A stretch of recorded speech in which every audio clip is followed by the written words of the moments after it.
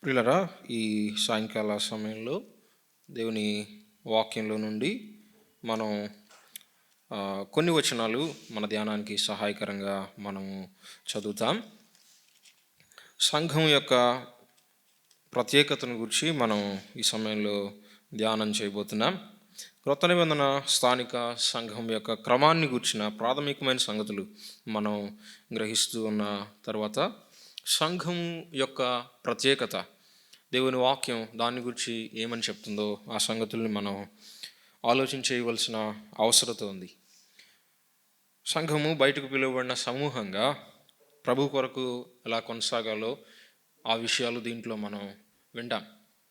సంఘము ప్రత్యేకత విషయంలో మొదట సరిగా ఉండకపోతే మిగిలిన విషయాలన్నీ చేయవలసినవి దేవుని కొరకు చేయలేదు అని ఒక రకంగా మనం చెప్పచ్చు. కాబట్టి ప్రత్యేకత యొక్క ప్రాముఖ్యతను మనం కొంత గ్రహిస్తాం.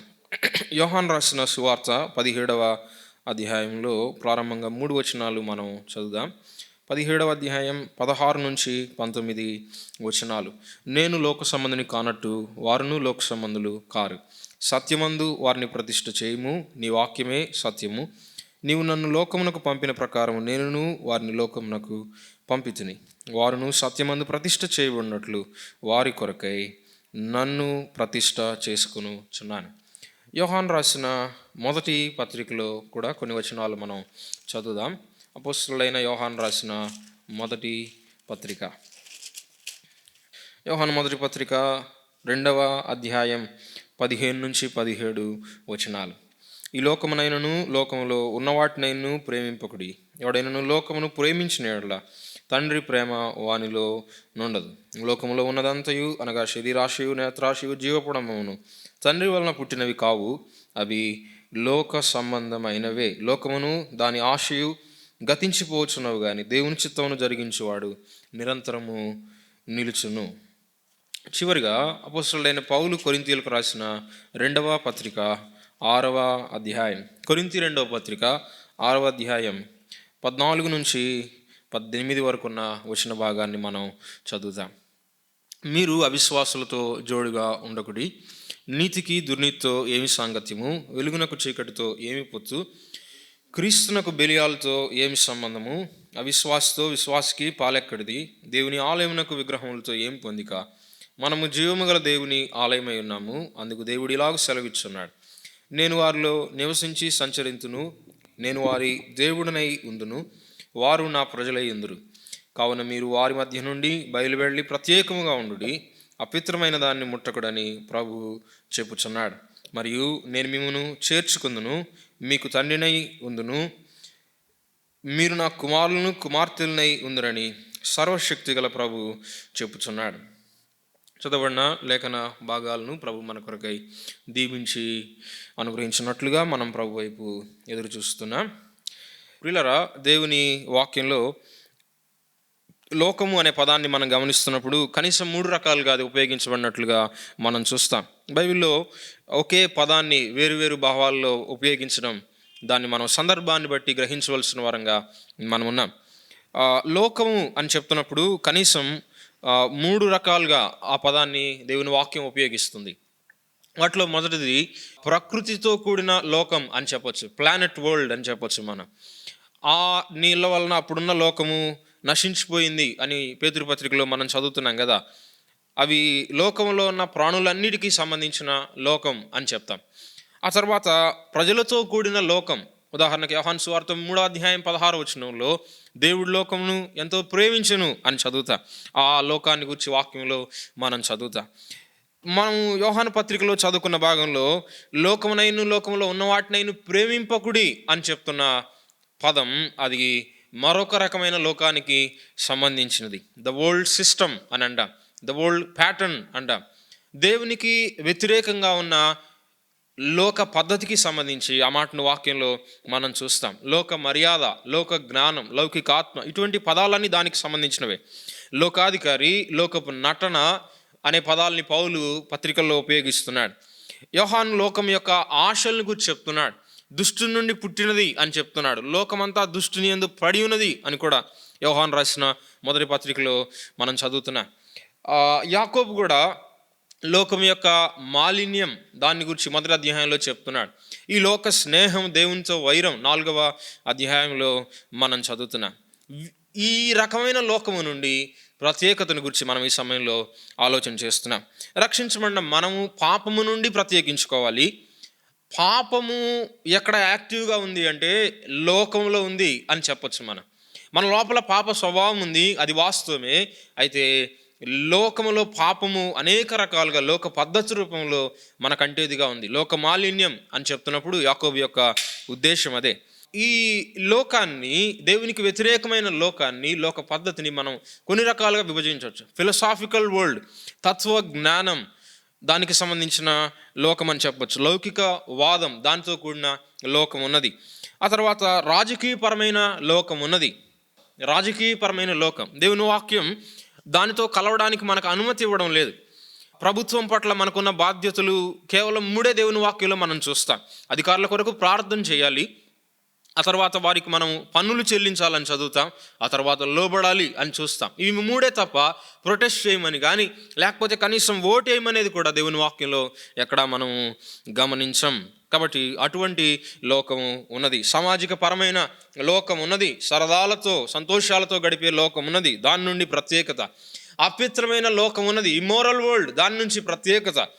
ఐశ్వర్య సంపదలతో కూడిన లోకం ఉన్నది, మెటీరియలిస్టిక్ వరల్డ్, దాని నుండి ప్రత్యేకతను మనం గమనిస్తాం. ఆ తర్వాత మతపరమైన లోకం కూడా ఉంది, ఎక్లీజియాస్టికల్ వరల్డ్.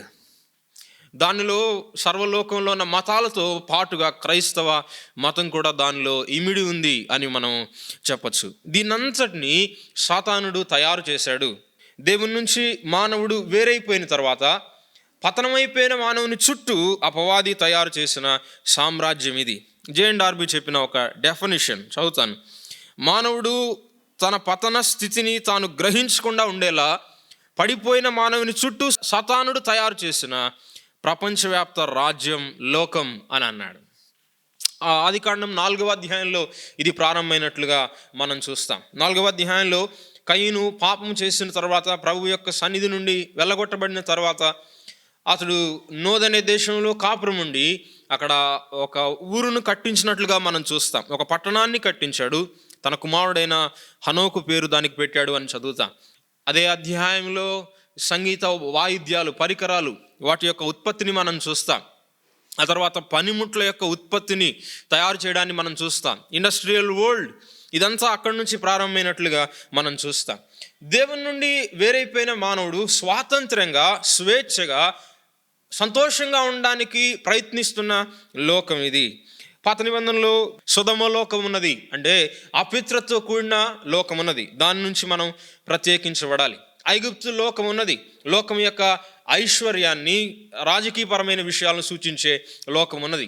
ఆ తర్వాత బబులోనియన్ వరల్డ్, బబులోను లోకం ఉన్నది, అది తత్వ జ్ఞానాన్ని బోధించే లోకంగా మనం దాన్ని చూడొచ్చు. ఫిలాసఫీని బోధించేది. యోహాను రాసిన మొదటి పత్రికలో లోకంలో ఉన్నదంతా అని చెప్తున్నప్పుడు ఈ 3 అక్కడ కూడా మనం అన్వయించుకోవచ్చు. ప్రత్యేకత అంటే కొంతమంది ఏమనుకుంటారంటే, లోకం నుంచి పూర్తిగా మనం డిటాచ్ అయిపోయి వేరుగా ఎక్కడో బ్రతకాలి అన్న ఆలోచనలో, కోణంలో కొంతమంది ఉంటారు. దాన్ని దేవుని వాక్యం ఏమాత్రం బోధించడం లేదు. మనము లోకములోనే ఉన్నాం, లోకములోనికి మనం వెళ్ళాలి, లోకంలో ప్రభువైన యేసుక్రీస్తుని గురించి మనం ప్రకటించవలసిన వారంగా మనం ఉన్నాం. కాబట్టి ప్రత్యేకత అంటే ఊర్లోంచి వెళ్ళిపోయి కొండ మీద బ్రతకడం ఏమాత్రం కాదు అది. అటువంటిది కొంతమంది అనుకుంటున్నారు. ప్రత్యేకతను గురించిన తప్పుడు అభిప్రాయం అది. మాత్రమే కాదు, మరికొంతమంది ఏమంటారంటే అటువంటిది ఏమీ లేదు, మనము లోకస్తులకు తగినట్టుగా, వారితో పాటు కలిసిపోయినట్టుగా మనం ఉండాలి, లేకపోతే మనం సువార్తను ఎట్లా చెప్పగలం అనే ఆలోచనలో కొంతమంది ఉన్నారు. అటువంటి రీతిగా చేసే పని ఏమాత్రము ప్రభు యొద్దకు ప్రజలను నడిపించలేదు. లోకం కూడా అదే కదా కోరుకుంటుంది. ప్రభు యొక్క ప్రజలను ఆ బబులోన్లో కలుపుకోవడం అనేది, ఇశ్రాయేలు బాలులను బబులోన్లో కలుపుకోవడం అనేది నెబుకద్నెజరు యొక్క ఆలోచన. ఇంటిగ్రేషన్ అంటాం. అటువంటిది లోకంలో కూడా మనం చూస్తాం. ఇశ్రాయేలీలు కలవరు. ప్రస్తుతం మనతో కూడా అపవాది అదే పనిని వాడు జరిగిస్తున్నాడు. ప్రత్యేకత అంటే దేవునికి వ్యతిరేకంగా ఉన్న, దేవుని నుండి వేరుగా ఉన్న సంగతులన్నిటి నుండి, లోకంలో ఉన్న విషయాలన్నిటిలో నుండి ఏ కోణములో దైవ వ్యతిరేకమైన ఆలోచనలున్నా, కార్యాలున్నా వాటన్నిటి నుండి మనల్ని మనము వేరు చేసుకోవడం ప్రత్యేకత. వాటన్నిటి నుండి వేరు చేయబడి దేవుని యొద్దకు చేరి రావడం ప్రత్యేకత అని మనము చెప్పచ్చు. వరల్డ్లీనెస్ అది ఏ రకంగా మనకు కనబడినా సరే దాని నుంచి మనల్ని మనం ప్రత్యేకపరచుకోవడం, దీనిని దేవుని వాక్యం బోధిస్తుంది. ప్రత్యేకత యొక్క సూత్రాలు కొన్ని మనం ప్రాథమికంగా గమనిస్తాం. మొదటిది, దేవుని యొక్క స్వభావం ప్రత్యేకతను మనకు బోధిస్తుంది. ఆదికాండంలో దేవుని కార్యాలు మనం చూసినప్పుడు, మొదటి దినం నుంచి మనం గమనిస్తూ వచ్చినప్పుడు వెలుగును చీకటిని దేవుడు వేరు చేశాడు. సముద్రం నుండి ఆరిన నేలను, భూభాగాన్ని ఆయన వేరు చేశాడు. క్రింది జలాల్ని పై జలాల్ని వేరు చేసినట్లుగా మనం చూస్తాం. 2వ అధ్యాయంలో ఏదైనా తోట ప్రత్యేకమైనది, సృజించబడిన స్త్రీ పురుషులు మిగిలిన సృష్టి అంతటికి ప్రత్యేకమైన వారుగా ఉన్నారు. అలాగే జెండర్లో కూడా ప్రత్యేకతను మనం చూస్తున్నాం. వారు పడిపోయిన తర్వాత ఆ కెరూబులు కానీ, ఖడ్గజ్వాల కానీ ఇవన్నీ ఎందుకంటే దేవుడు ప్రత్యేకతకు దేవుడు అని చెప్పడానికే ఉన్నాయి అని మనము గమనిస్తాం. మొదటిసారి ఈ పదం 7వ దినాన్ని గురించి చెప్పబడింది. ఆ దినం దేవుని కొరకు ప్రత్యేకమైంది. దేవుడు విశ్రమించిన దినం, దాన్ని దేవుడు ప్రత్యేకపరచాడు అని మనము చదువుతాం. ఆదికాండం 2వ అధ్యాయం 3వ వచనములో 7వ దినాన్ని గురించి, కాబట్టి దేవుడు ఆ 7వ దినమును ఆశీర్వదించి పరిశుద్ధపరచను అని చదువుతాం. ప్రత్యేకత యొక్క మొదటి ప్రస్తావన ఇది. ఆ దినం చెడ్డది అని కాదు, మంచి దినమే. అయితే పరిశుద్ధపరచను అంటే అర్థం ఏంటంటే దేవుడు ఆ దినాన్ని తన కొరకై ప్రత్యేకపరచాడు అని దాని భావం. దేవుని ప్రియకుమారుడు కూడా ప్రత్యేకమైన వాడు, మన ప్రభువైన యేసుక్రీస్తు. ఎబ్రీ పత్రిక 7వ అధ్యాయం 26వ వచనంలో మనం చదువుతున్నాం, పవిత్రుడు, నిర్దోషి, నిష్కల్మషుడు, పాపుల్లో చేరక ప్రత్యేకముగా ఉన్నవాడు అని ప్రభువుని గురించి మనం చదువుతున్నాం. ప్రభువైన యేసుక్రీస్తు యొక్క ప్రత్యేకత, ఆయన పాపుల మధ్య నివసించినప్పటికీ, సంచరించినప్పటికీ వారిలో నుండి ప్రత్యేకంగా ఉన్నట్లుగా ప్రభువుని మనము చూస్తాం. యోహాను సువార్తలో కనీసం 3 సార్లు ఆయనను బట్టి ప్రజల్లో భేదము పుట్టెను అని మనం చదువుతాం. యేసుక్రీస్తు ప్రభు ప్రజలను వేరు చేసేవాడుగా ఉన్నాడు. ఆయన సిలువ ప్రజలను వేరు చేస్తుంది. ఆ వైపునున్నవాడిని ఈ వైపునున్నవాడిని వేరు చేసినట్లుగా సర్వలోక మానవాళిని సిలువ విభజిస్తుంది. ఆదామునందు ఉన్నవారా లేక క్రీస్తు శిరస్వత్వం కిందకి వచ్చిన వారా అనే జాబితా కిందకి సర్వలోక మానవాళిని సిలువ 2 రకాలుగా విభజిస్తుంది. మత్తయి సువార్త 25వ అధ్యాయంలో చదువుతాం, ప్రభు 2వసారి వచ్చినప్పుడు కూడా ఆయన మేకల్లో నుండి గొర్రెలను ఆయన వేరు చేస్తాడు, జనాంగాలను ఆయన ప్రత్యేకపరుస్తాడు. దేవుని ప్రజలు కూడా ప్రత్యేకంగా ఉండాలనేది ప్రభు యొక్క చిత్తం. కొరింథీ 2వ పత్రిక 6వ అధ్యాయంలో మనం చదువుకున్న భాగం పాత నిబంధనలో నుండి ఎత్తి రాయబడిన భాగంగా మనం చూస్తాం. ఇశ్రాయేలు ప్రజలను ఐగుప్తులో నుండి నేను ప్రత్యేక పరచువాడను అని చెప్తున్నాడు. వారి విమోచనకు ముందే 11వ అధ్యాయంలో నిర్గమకాండంలో ఆ మాటను మనం చూస్తున్నాం. ఐగుప్తీలలో నుండి మాత్రమే కాదు, మిగిలిన జనాంగాలన్నింటిలో నుండి కూడా ఇశ్రాయేలీలు ప్రత్యేకమైన వారుగా ఉన్నారు. లేవీకాండంలో మనం చదువుతాం, వారి యొక్క ఆహార నియమాలు, వారి యొక్క ఆచార సాంప్రదాయాలు ఇవన్నీ మిగిలిన వారికి వేరుగా ఉన్నాయి. దేవుడు అలాగున తన ప్రజలను ప్రత్యేకపరిచాడు. సంఖ్యాకాండం 23వ అధ్యాయంలో బిలాము ఆశీర్వచనాన్ని పలుకుతూ ఇశ్రాయేలీయులను గురించి, నేను వారిని శపించలేను, అది ఒంటిగా నుండి జనము అనే మాటను చెప్పినట్లుగా మనం చూస్తాం. ఇశ్రాయేలీయుల కన్నా ముందే దేవుడు పాప ప్రపంచం నుండి నోహు యొక్క కుటుంబాన్ని ఆయన ప్రత్యేకపరిచాడు. మిగిలిన వారు నశించిపోయారు. ఆ తర్వాత జనాంగాల్లో నుండి అబ్రహామును ఆయన ప్రత్యేకపరిచాడు. ఇశ్రాయేలీయుల జీవితం అంతట్లో ప్రత్యేకతను మనం చూస్తాం. నెహెమ్యా యొక్క గోడల్ని మనం చూస్తున్నప్పుడు ప్రత్యేకత అనే పాఠాన్ని అవి మనకు నేర్పిస్తున్నాయి. బయటి విషయాలు లోపలికి ఏమాత్రం రావడానికి వీలు లేదు అని ఆ గోడలు మనకి బోధిస్తున్నాయి. క్రొత్త నిబంధనలో ప్రభువైన యేసుక్రీస్తు యోహాను సువార్త 17వ అధ్యాయంలో ప్రభువు ఇంకా ఈ లోకంలో నుండి వెళ్ళిపోక ముందే విశ్వసించబోయే మన కొరకు కూడా ప్రార్థన చేస్తూ, వారు లోకంలో ఉన్నారు కానీ నేను లోక సంబంధిని కానట్టు వారును లోక సంబంధులు కారు అని చెప్తున్నాడు. యోహాను సువార్త 17లో ప్రభు యొక్క ప్రార్థనలో మనము లోకంలో నుండి తండ్రి చేత ఆయనకు ఇవ్వబడిన వారం అనే సంగతిని కూడా మనము గమనిస్తాం. గలతీ పత్రికలో 1వ అధ్యాయంలో ప్రభువైన యేసుక్రీస్తు సిలువను గురించి చెప్తూ ఆయన దేవుని చిత్త ప్రకారం ప్రస్తుతపు దుష్ట యుగం నుండి మనల్ని విమోచించాలని ఆయన తాను అప్పగించుకున్నాడు అని మనము చదువుతాం. సిలువ దాని యొక్క ఉద్దేశాల్లో ఒకటి ఏంటంటే మన ప్రత్యేకత అని వాక్యం చెప్తుంది. గలతీ పత్రికలో 3వ అధ్యాయంలో ధర్మశాస్త్రం నుండి విమోచించడానికి యేసుక్రీస్తు యొక్క సిలువ అవసరమైంది అని మనం గ్రహిస్తున్నాం. 5వ అధ్యాయంలో శరీరం విషయంలో సిలువను మనం చూస్తున్నాం. క్రీస్తు యేసు సంబంధులు శరీరమును దాని ఇచ్చలతోనూ దురాశలతోనూ సిలువ వేసి ఉన్నారు అని చెప్తున్నాడు. ఇక 6వ అధ్యాయంలో లోకం విషయంలో సిలువను మనం చూస్తున్నాం. ప్రభువైన యేసుక్రీస్తు యొక్క సిలువ, దాని వలన నాకు లోకమునకు నేను సిలువ వేయబడి ఉన్నాం అని పౌలు చెప్తున్నాడు. యోహాను సువార్త 19వ అధ్యాయంలో యేసు సిలువను గురించి మనం చదువుతున్నాం. అది చరిత్రాత్మకమైనది అని చెప్పొచ్చు. మనం పత్రికల్లో క్రీస్తు యొక్క సిలువ, కొరింథీ పత్రికలో కానీ, ఫిలిప్పీ పత్రికలో కానీ, గలతీ పత్రికలో కానీ ఎక్కడ మనం చదివినా సరే క్రీస్తు యొక్క సిలువ అనేది సిద్ధాంతపరమైన సత్యాలను మనకు తెలిపేది. అయితే మన ప్రభువైన యేసుక్రీస్తు సిలువ, గలతీ పత్రిక 6వ అధ్యాయం 14వ వచనం, ఇది ప్రయోగాత్మకమైన విషయం, అన్వయానికి సంబంధించినది, ఆచార జీవితానికి సంబంధించిందిగా మనం దీన్ని గ్రహిస్తాం.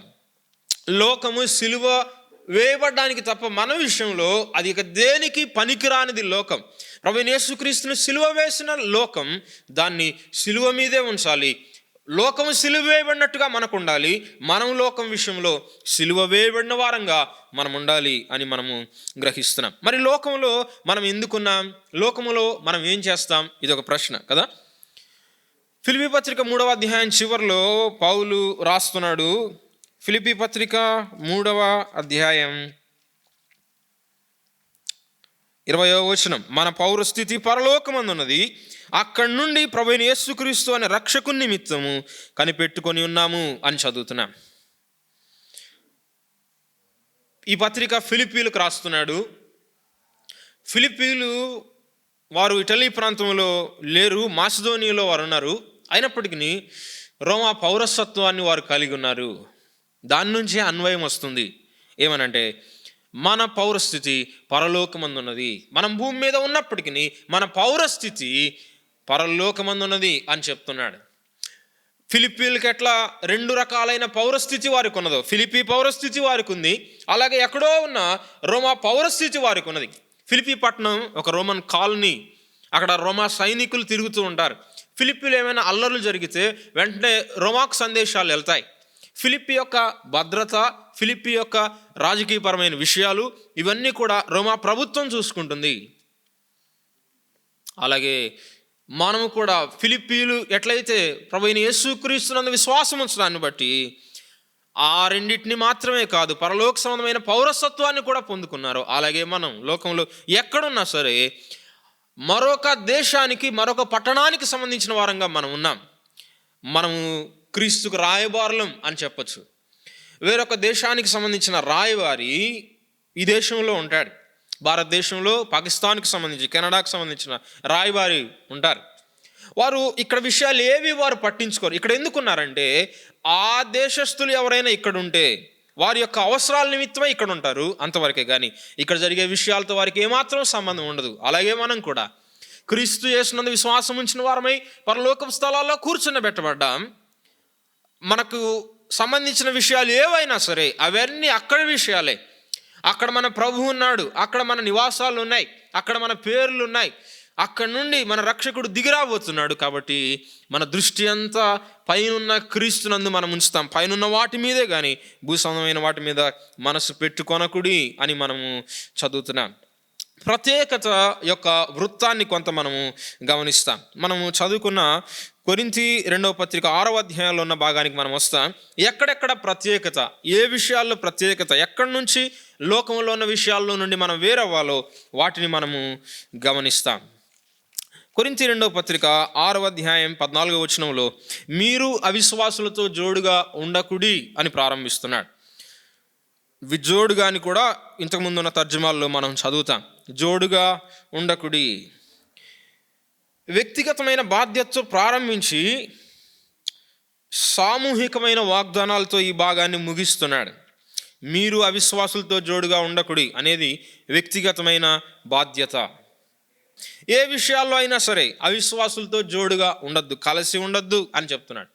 వివాహ సంబంధాల్లో, అలాగే వ్యాపార విషయమైన పార్ట్నర్షిప్స్లో జోడుగా ఉండొద్దు అని దీని భావంగా మనము గ్రహిస్తాం. 22వ అధ్యాయం ద్వితీయోపదేశకాండంలో గాడిదను ఎద్దును జత చేసి దున్నకూడదు అని మనం చదువుతున్నాం. ఎందుకు? ఆ రెండు కలిసి ముందుకు సాగలేవు. అది మనం సామాన్యంగా గ్రహించగలిగిన సత్యమే. అది వాటి యొక్క ఆహార నియమాలు వేరు, వాటి యొక్క జీవన పద్ధతులు వేరు. ఆ రెండింటిని కలిపి కాడి కడితే ఏమాత్రం ప్రయోజనం ఉండదు. ఆ పొలం ఏమాత్రం సేద్యపరచబడదు.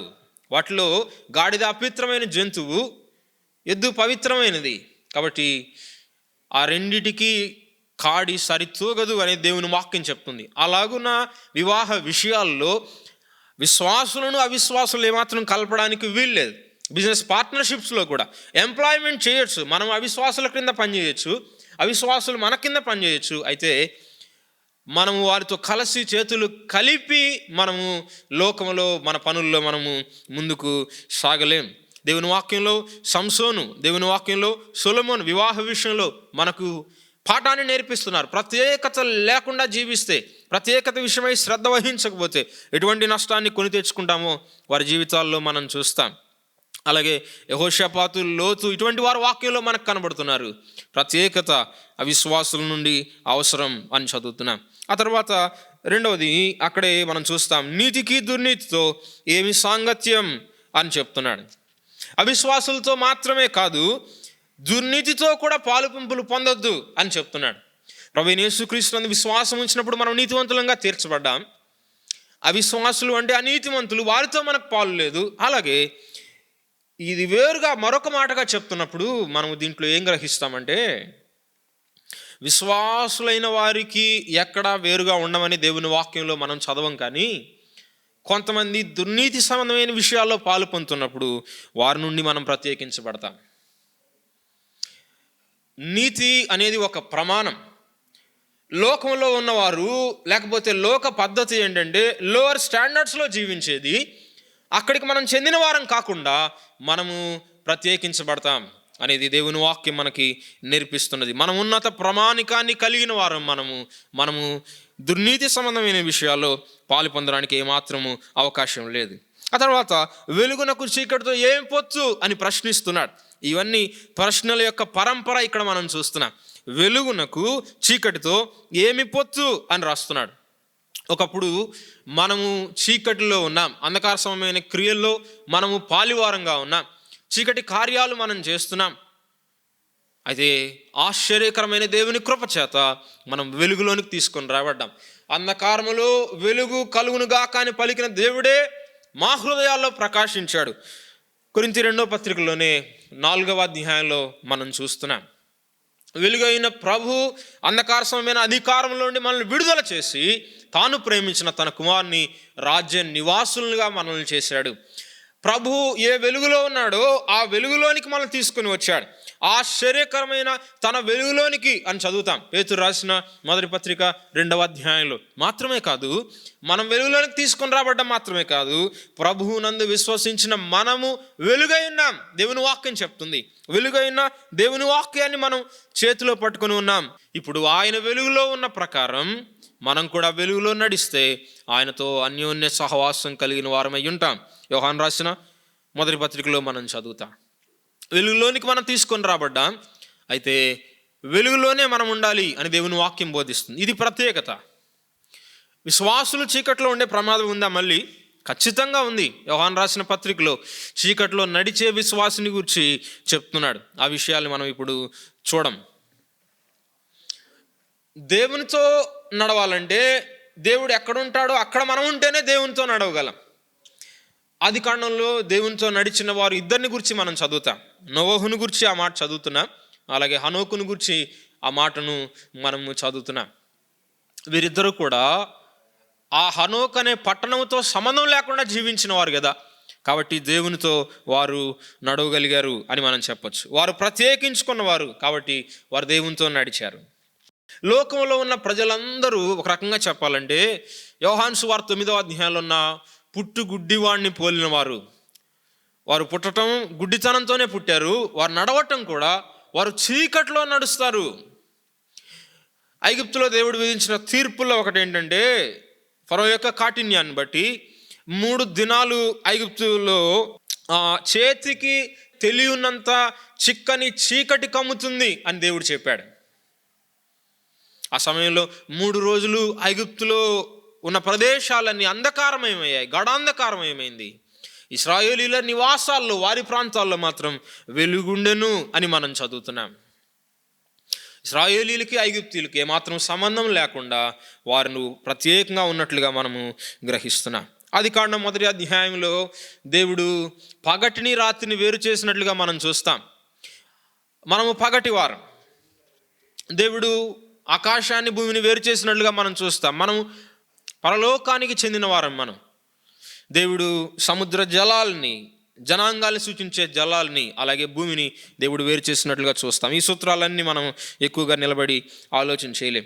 15వ వచనంలో ఇక్కడ రాస్తున్నాడు, క్రీస్తుకు బెలియాలతో ఏమి సంబంధము అని మనం చదువుతున్నాం.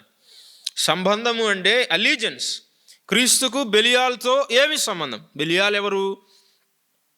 పాత నిబంధనలో సాతానుకు ఉపయోగించబడిన పదం ఇది. బెలియాలు క్రీస్తుకు బెలియాలతో అసలు సంబంధం లేదు, పొత్తు లేదు అని చెప్తున్నాడు. వారిద్దరికి పొసగదు అని చెప్తున్నాడు. వారి ఇరువురిని కలిపితే సంగీతం ఏమి రాదు అని చెప్తున్నాడు. పొత్తు అంటే అటువంటిది, సింఫనీ అటువంటిది ఏది రాదు అని చెప్తున్నాడు. ఏ సంగీత పరికరంలోనైనా ఒకేసారి 2 రకాలైన స్వరాలు రావు కదా. ఒకేసారి ఒక పాటను మాత్రం మనం వినగలం. సియోను పాటలకి, లోకములో ఉన్న ఆ రాగాలకి, స్వరాలకి ఏమాత్రం పొత్తు ఉండనే ఉండదు. అది మనం గ్రహిస్తున్నాం. ఆ 2 వేరు రాగాలుగా ఉంటాయి. లోక సంబంధమైన ప్రపంచం ఉన్నది, రాజ్యం ఉన్నది. అయితే దాన్ని మనం సేవిస్తాం, లేకపోతే ప్రభువైన యేసుక్రీస్తును మనం సేవిస్తాం. 2 యజమానులకే మనుషుడు దాసుడుగా ఉండలేడు, 2 రాజ్యాల్లో ఎవడు జీవించలేడు అన్నట్లుగా క్రీస్తుకు బెలియాలతో ఏమి సంబంధం అని చెప్తున్నాడు. అవిశ్వాసితో విశ్వాసికి పాలెక్కడిది? మరలా అదే మాటను మనం చూస్తాం. దానిని ఆయన చెప్పడానికి మరలా మధ్యలో ఈ ప్రశ్నలు వేసినట్లుగా మనం చూస్తున్నాం. దేవుని ఆలయమునకు విగ్రహములతో ఏమి పొందిక అని రాస్తున్నాడు. చివరిది, మనము జీవము గల దేవుని ఆలయమై ఉన్నాము. దేవుని ఆలయం, దేవుడు నివసించే స్థలం, దానికి విగ్రహాలకు ఏమి పొందిక అని మనం చదువుతున్నాం. ఆ తర్వాత దీనిని బట్టి ప్రభు కొన్ని వాగ్దానాలు ఇస్తున్నాడు. నెంబర్ 1, నేను వారిలో నివసించి సంచరించును. 2వది, నేను వారి దేవుడినై ఉంటాను, వారు నా ప్రజలై ఉంటారు.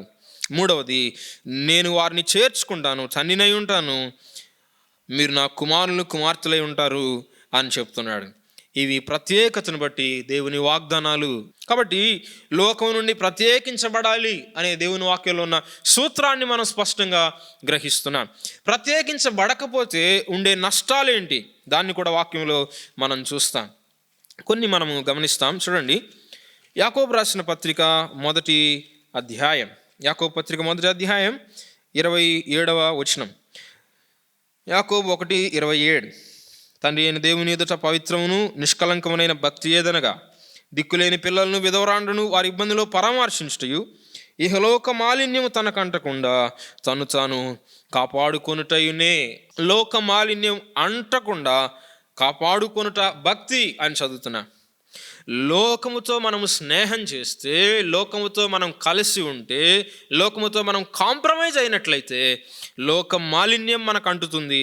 పాపాన్ని దేవుడు క్షమిస్తాడు, వాస్తవమే. అయితే ఆ మాలిన్యం మనకు అంటుకుంటుంది. దీన్ని మనం గ్రహిస్తున్నాం. ఆ మాలిన్యంతో దేవుణ్ణి మనం సేవించలేము, ప్రభావవంతంగా సేవ చేయలేము. మన సాక్ష్య జీవితం మీద మచ్చపడినట్లయితే దేవుణ్ణి మనం సేవించలేము. దేవుని సేవించగలిగిన ఆ అర్హత నుండి అది మనల్ని దెబ్బతీస్తుంది అని మనము గ్రహిస్తాం.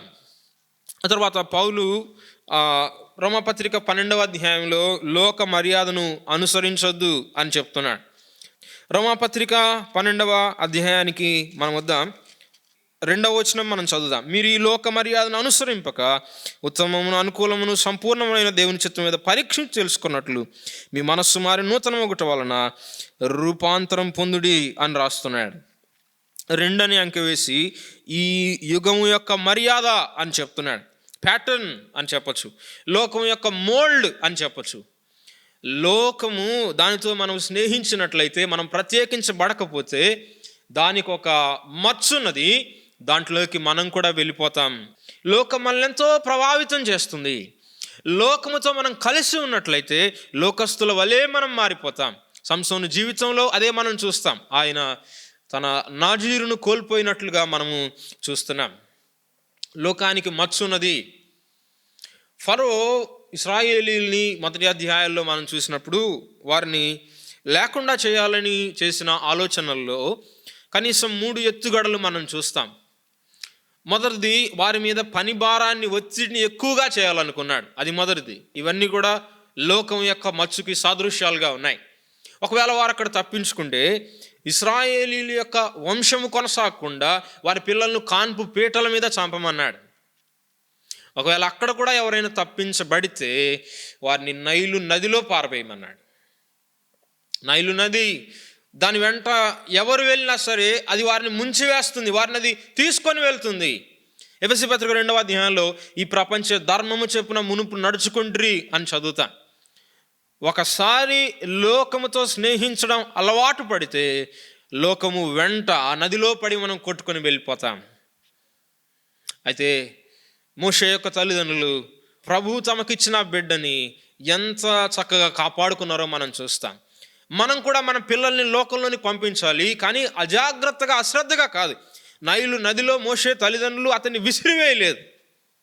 అతని విషయమై జాగ్రత్త వారు వహించారు. కాబట్టి లోకము ఏం చేస్తుందంటే దాని యొక్క మత్స్సులోనికి మనం తీసుకొని వెళ్తుంది.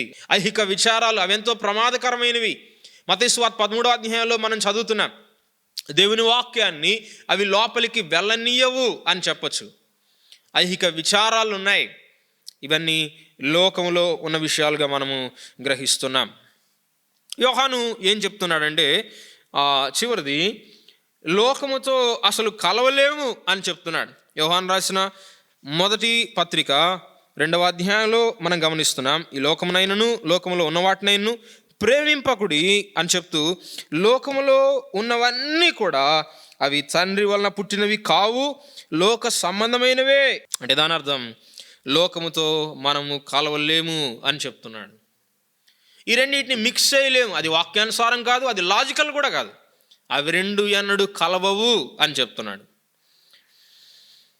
లోకముతో ఉన్న గొప్ప ప్రమాదం ఏంటంటే, మన హృదయం యొక్క అపేక్ష, ఆప్యాయతగా, మన ప్రేమంతటికి పాత్రుగా ఉండవలసిన యేసుక్రీస్తు ప్రభువుని మనం ప్రేమించకుండా ఆయనకి ఇవ్వవలసిన హృదయ స్థానాన్ని లోకానికి మనము ఇవ్వగలిగే ప్రమాదం ఉన్నది. అది లోకంతో ఉన్న ప్రమాదం.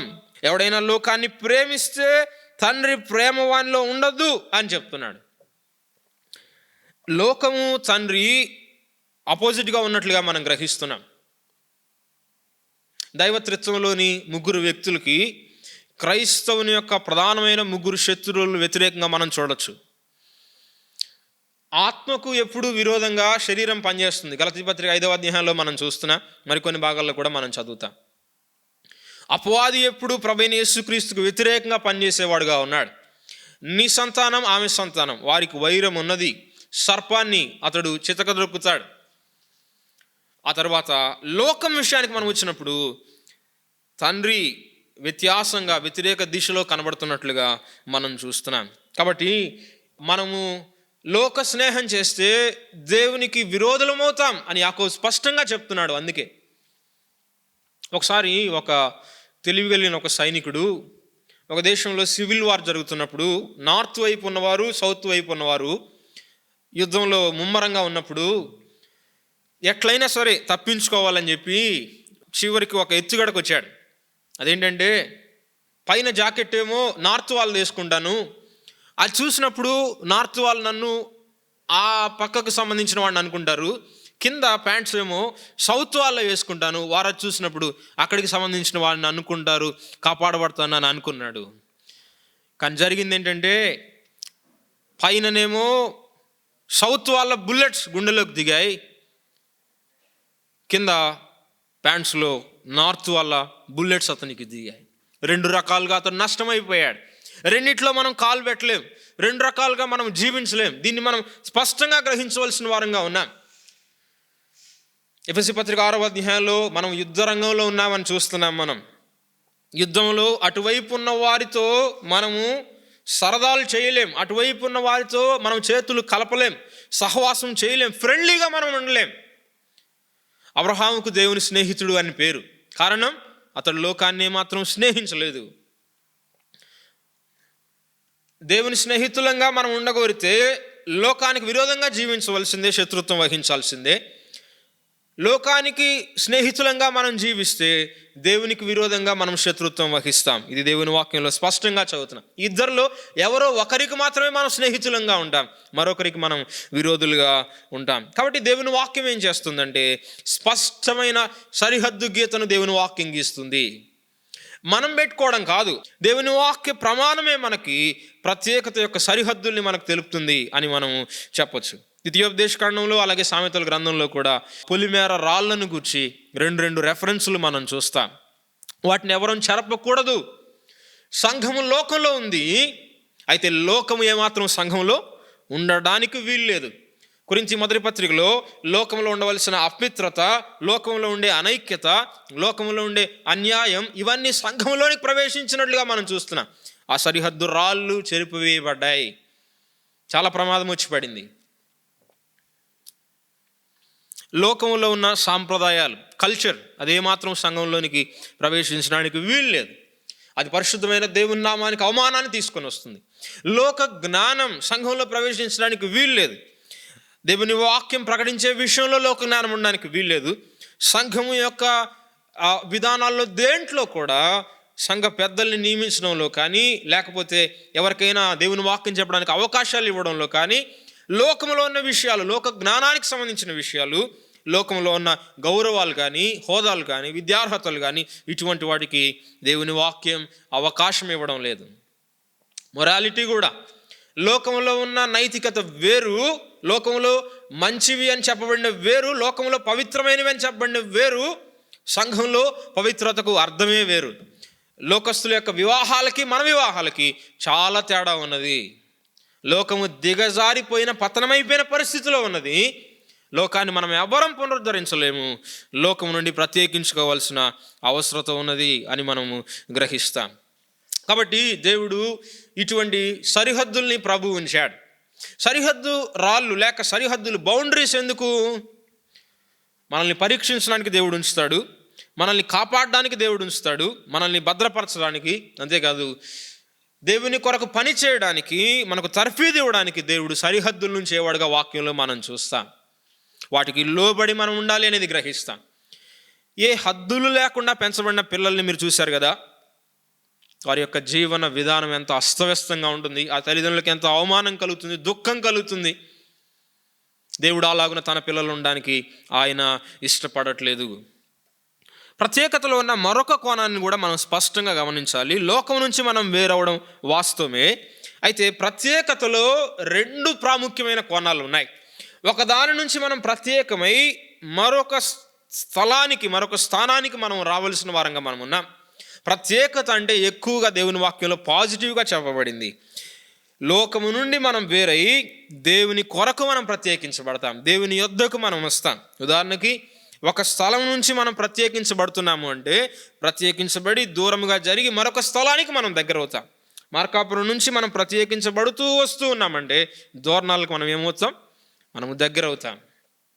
హెబ్రీ పత్రిక 13వ అధ్యాయంలో సంఘంలో ఉండవలసిన ప్రత్యేకతను గురించి మరొక కోణంలో మనం స్పష్టంగా చదువుతున్నాం. ఇదే మనకు ఎక్కువగా అవసరమై ఉంది ఈ దినాల్లో. హెబ్రీ పత్రిక 13వ అధ్యాయం 9వ వచనం నుంచి మనం చదువుతాం. చూడండి.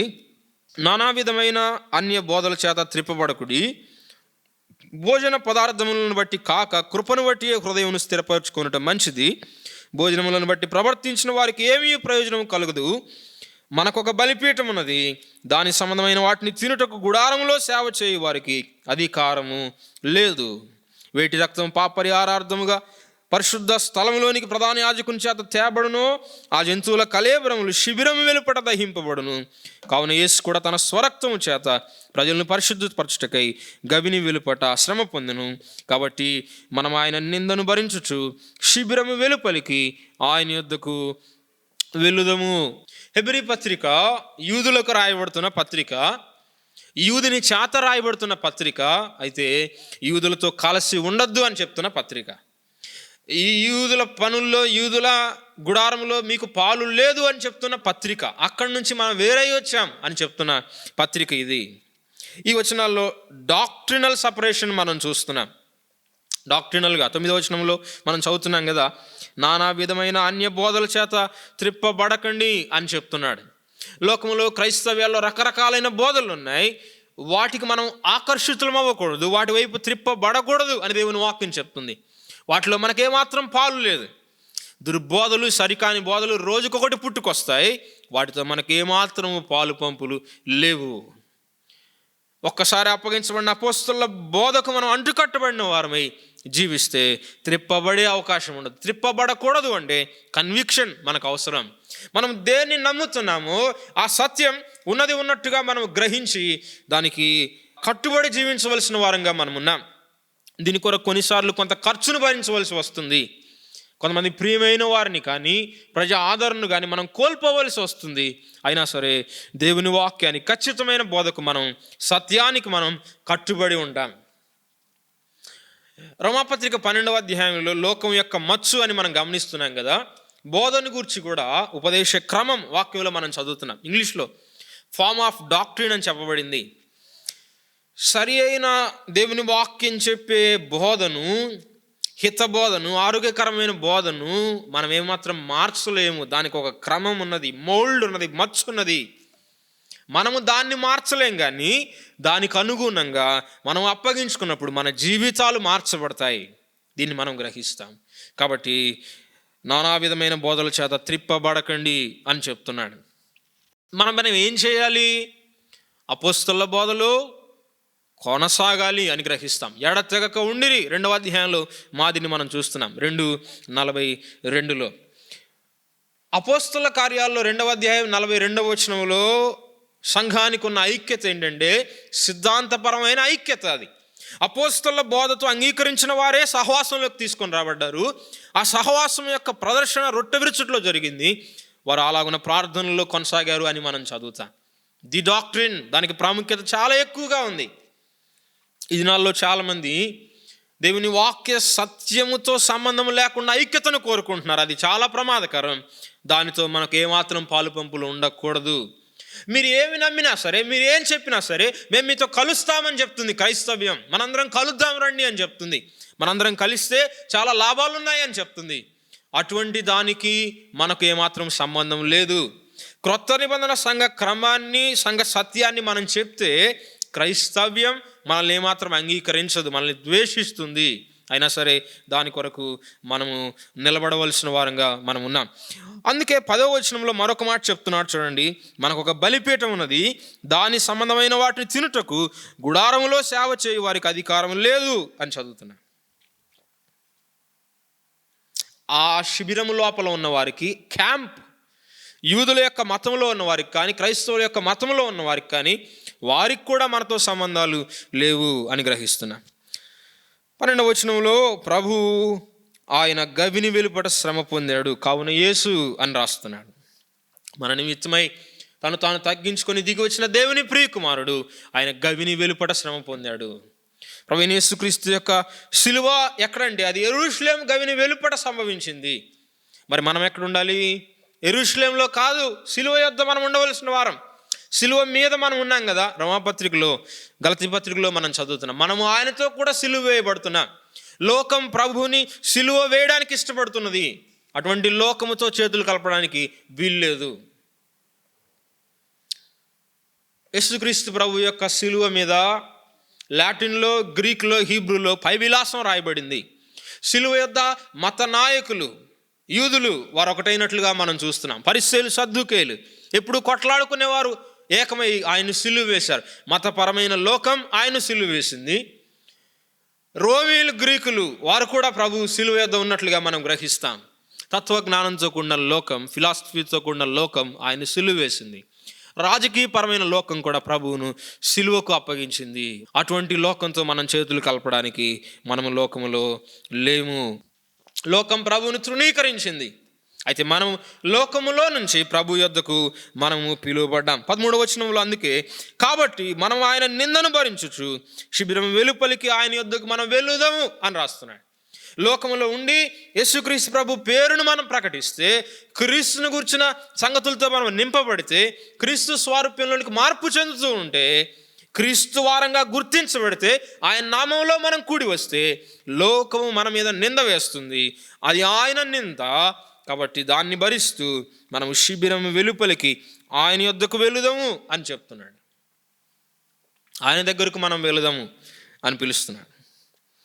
ఒక స్థలానికి రమ్మని పిలుస్తున్నట్లుగా మనము గ్రహిస్తున్నాం. దేవుని వాక్యంలో ఇటువంటి ప్రత్యేకత, ప్రభు యొద్దకు ప్రత్యేకత పాత నిబంధనలో కూడా మనం గమనిస్తాం.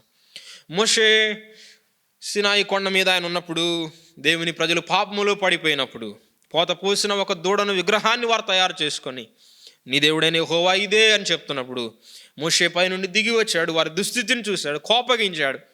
ఆయన చేతిలో ఉన్న 2 రాతి పలకలను మోషే పగలగొట్టాడు. ఆ సమయంలో దేవుని ప్రజల మీదకు దేవుని కోపాగ్ని దిగి వస్తూ ఉండగా, పాపముతో నిండిన వారి మధ్య ప్రభు సన్నిధి ఉండదు. కాబట్టి మోషే ఆ గుడారాన్ని తీసి పాలెము బయట వేసినట్లుగా మనం చూస్తున్నాం. యెహోవాను వెదకిన ప్రతివాడు ఆ గుడారము దగ్గరికి వెలుచు వచ్చాను అని 33:7 మనం చదువుతున్నాం. కాబట్టి మనల్ని మనం ఎలా ప్రత్యేకించుకుంటాం? రోమాపత్రిక 12వ అధ్యాయంలో ఇందాక మనం చదువుకున్నాం. మీ మనస్సు మారి అని చెప్తున్నాడు. ప్రత్యేకత మొదట మనస్సులో ప్రారంభమయ్యేది అని మనం గ్రహిస్తాం. లోక సంబంధమైన విషయాలు కూడా, వరల్డ్లీనెస్ కూడా, ఆ వైఖరి కూడా, అది కూడా మనసులో ప్రారంభమయ్యేదే. ఏ విషయాలైతే మనం చూస్తామో, వేటితో మనం నింపబడతామో, దానిని బట్టి మనం రూపాంతరం చెందుతాం. కాబట్టి ప్రభువు వలె రూపాంతరం చెందాలంటే మన డైట్ ప్రాముఖ్యం అని చెప్తున్నాడు. ఆత్మసమైన విషయాలు, ఏ విషయాలు మనం చూస్తామో, అనుదినము దేనితో మన హృదయాలు మనం నింపుకుంటామో, ఏ సంగతులు మనం చదువుతామో, వేటితో మనం కాలం వెళ్ళబుచ్చుతామో, ఖాళీ సమయాల్లో మనం ఏం చేస్తామో, అది ప్రాముఖ్యమైన విషయం. యేసుక్రీస్తుతో మనం నింపబడితే ఆయన స్వరూప్యంలోనికి మనము మార్పు చెందుతాం. కాబట్టి ఈ ప్రత్యేకత విషయంలో ప్రభువైన యేసుక్రీస్తు ఆయన ప్రార్థన చేస్తున్నాడు. యోహాను సువార్త, యేసుక్రీస్తు ప్రభు ప్రార్థన చేస్తున్నాడు అంటే ప్రత్యేకత యొక్క అవసరత ఎంత ఉన్నతమైందో మనం గ్రహిస్తాం కదా. ప్రత్యేకంగా ఉండడం లోకానికి ఏమాత్రం ఇష్టం ఉండదు, అపవాదికి ఏమాత్రం ఇష్టం ఉండదు. కానీ మనం ప్రత్యేకించబడాలి. ప్రభు ప్రార్థన చేస్తున్నాడు. ఆ ప్రార్థనతో మన ప్రత్యేకత కూడా ప్రారంభమవుతుంది. నీవు నేను ప్రత్యేకంగా ఉండడానికి ఆశపడుతున్నామా? లోకం మనల్ని రమ్మని పిలుస్తుంది. ప్రభువుకు స్థలం ఇవ్వని లోకం మనల్ని తన దగ్గరకు రమ్మని మనల్ని పిలుస్తుంది. లోకం ప్రభువుని తృణీకరించింది. మరలా ప్రభు వచ్చినా సరే మరలా సిలువ వేయడానికి లోకం ఇష్టంగా ఉంటుంది. అయితే అదే లోకం మనల్ని పిలుస్తుంది. ప్రభువైన యేసుక్రీస్తు యొక్క రక్తం లోకం యొక్క చేతుల కంటి ఉంది. ఆ చేతులతో లోకం మనల్ని పిలుస్తుంది. ఒక యవన సహోదరి ఒక కవిత రాస్తూ, లోకంలో ఉన్న విషయాలు నన్ను చాలా ఆకర్షింపజేస్తున్నాయి, లోకంలో ఉన్న స్నేహాలు నాకు చాలా మాధుర్యంగానే ఉన్నాయి, లోకంలో ఉన్న గుర్తులు నాకు చాలా ఉన్నాయి, వెళ్ళాలనిపిస్తుంది అని చెప్తూ ఈ మాటలు తను రాసింది. లోకం నన్ను పిలుస్తూ ఉండగా ప్రభువైన యేసుక్రీస్తు యొక్క రక్తం లోకం చేతులు కంటింది అని, లోకంలో ఆయన పేరు వినబడడం లేదని నాకు అర్థమైనప్పుడు ప్రభు సన్నిధి ఉన్న దగ్గరికి నేను వెళ్తాను, ప్రభుతోనే నేను గడుపుతాను, సిలువ యొద్దకు నేను వెళ్తాను, శిబిరం వెలుపలికి వెళ్తాను అని చెప్పి నిర్ణయాన్ని తీసుకుంది. యవన విశ్వాసుల్లో ఒక రకమైన పోరాటం, తీవ్రమైన పోరాటం ఉన్నా సరే ఈ విషయంలో మనము లోకము నుండి ప్రత్యేకించబడవలసిన వారంగా మనం ఉన్నాం. లోకం నుండి మనల్ని ప్రత్యేకించబడితే యోహాను సువార్తలో చెప్తున్నాడు, వారికి నీ వాక్యం ఇచ్చి ఉన్నాను, లోకము వారిని ద్వేషిస్తుంది అని చెప్తున్నాడు. దేవుని వాక్యాన్ని ప్రభు మనకి ఇచ్చాడు. వాక్య ప్రకారం మనం జీవిస్తూ ప్రత్యేకించబడుతూ ఉండగా లోకము ఖచ్చితంగా మనల్ని ద్వేషిస్తుంది, అది హింసిస్తుంది కూడా. అది ధాన్యకరమైన విషయం ఏంటంటే మనము ప్రభు యొక్క సన్నిధిని అనుభవించడానికి మనము ప్రత్యేకించబడుతున్నాం. లోకం ప్రభుని తృణీకరించింది. అయితే తృణీకరించిన ఈ లోకం మరలా ప్రభువైన యేసుక్రీస్తు రాజుగా రాబోతుండగా ఆయనకు నమస్కారం చేయబోతున్నది. ఆయనతో కూడా మనం శ్రమ పొందితే, సహించిన వారమైతే మనం ఆయనతో కూడా ఏలుబడి చేస్తాం. గతించిపోయే లోకమా లేక నిలిచి ఉండే ప్రభువా? క్రీస్తు ప్రభు యొక్క సన్నిధా లేక లోకం యొక్క తుచ్చమైన స్నేహాల? ప్రమాదకరమైన పరిస్థితుల్లో ఉంటామా లేక ప్రభు కొరకే ప్రత్యేకించబడతామా? సంఘం యొక్క ప్రత్యేకత ప్రాముఖ్యంగా క్రైస్తవ మతము నుండి, మిగిలిన శాఖలు అని చెప్పబడే వాటి నుండి, మనుషులు యందు అతిశయించే వారి నుండి, వీటన్నిటి నుండి, లోక జ్ఞాన సంబంధమైన విషయాల నుండి, దేవుని వాక్య వ్యతిరేకమైన క్రైస్తవ పద్ధతుల నుండి మనము ప్రత్యేకించబడతాం. శిబిరం వెలుపలికి మనం వెళ్తాం. అక్కడ ఏమీ లేకపోవచ్చు, కానీ సిలువ వేయబడిన యేసుక్రీస్తున్నాడు. ఆయన చెంత మనం ఉండి ఆయన్ను మనం ప్రకటిస్తాం. ఇది దేవుని హృదయానికి ఆనందాన్ని కలుగజేస్తుంది, దేవుని ప్రజలకు దీవెనను తీసుకొని వస్తుంది. అలాగని చేయడానికి ప్రభు మనకి సహాయం చేయనుగాక.